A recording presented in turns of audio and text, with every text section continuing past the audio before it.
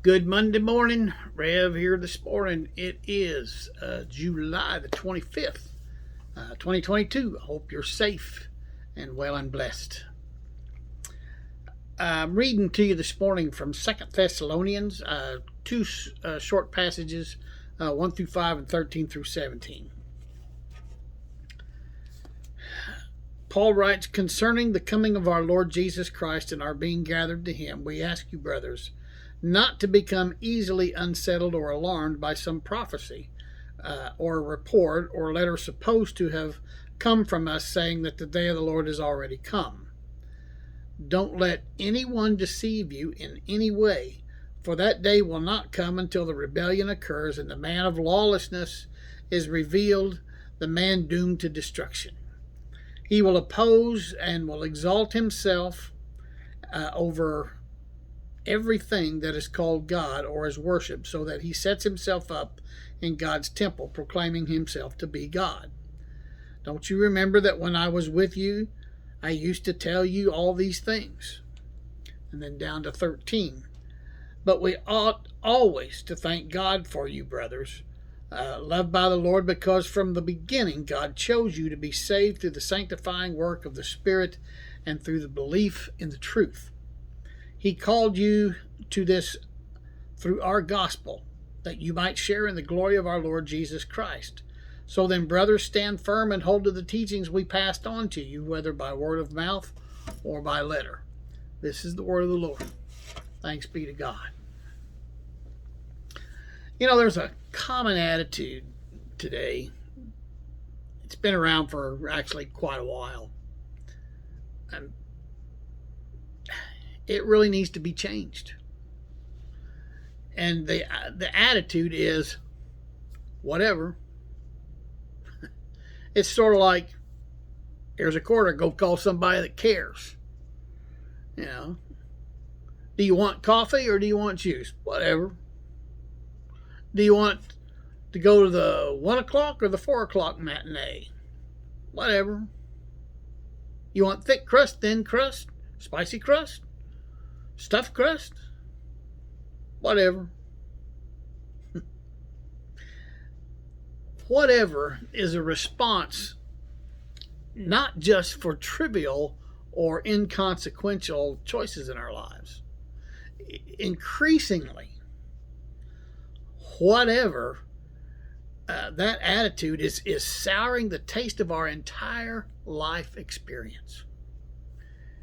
And it goes hand in hand with the, oh well, attitude. Yeah, honey, the bank just called and they're going to foreclose on our house. Oh well. Now, Amnesty International found the conditions of prisoners worse, and the incidence of mistreatments is on the rise. And the world, by and large, has responded whatever or oh well. Whatever actually communicates two different attitudes. One, the first is a demeanor of just flat, pure indifference. We don't know, we don't care, and we don't care to know. And the second attitude, revealed by the whatever attitude, is more, it's more subtle. Faced with megabytes of information, an overload of options, and an overflow of details, we are unenthused and unimpressed.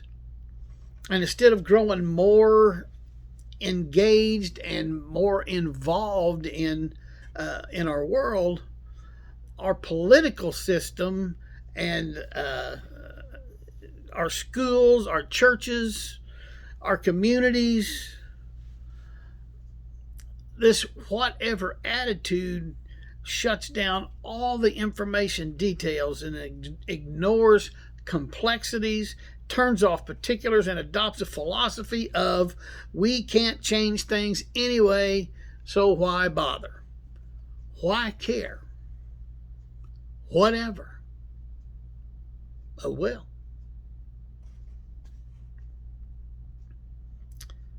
The Apostle Paul, he dealt with it some. But he tried to turn it into what I think would be good for us today.